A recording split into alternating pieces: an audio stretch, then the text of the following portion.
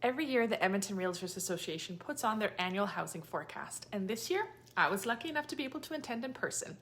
Now, there was a bunch of really interesting takeaways, which I want to share here with you today. And I want to make it more meaningful than just listing off a bunch of numbers and metrics. The goal here is really to bring it home as to how this is going to affect your personal real estate goals in 2025. The main topic of conversation was how 2024 outperformed far above what was expected, in large part due to the interprovincial migration that surpassed expectations. Alberta's population rose by 2.5% in 2024.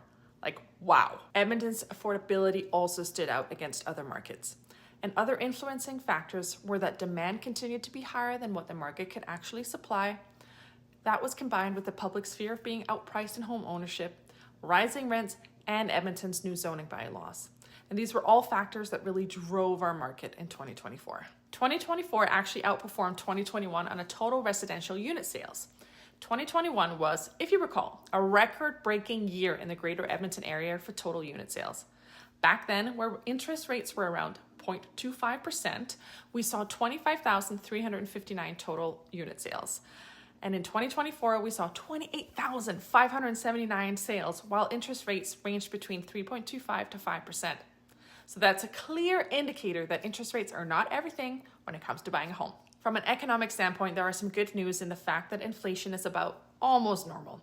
In Alberta, it's just slightly higher than the national average, and that is in fact partly due to our housing prices and our ongoing demand for affordable housing outpacing our supply.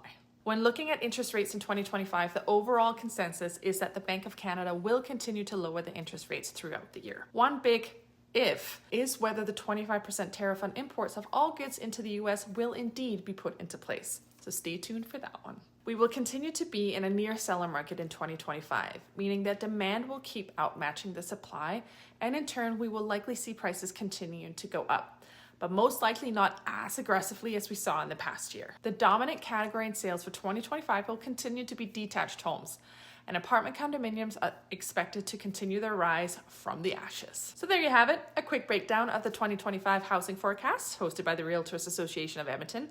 I find that these housing forecasts are fairly conservative, and based on everything that they've said, even giving the conservative metrics, it is looking like 2025 is going to be another standout year. If you're curious about what it's like living in Edmonton, then feel free to check out some of my other videos where I highlight both the pros and cons about living in our great city. Should you have any other questions or want some help navigating the real estate market in the Greater Edmonton area, then always feel free to connect with me.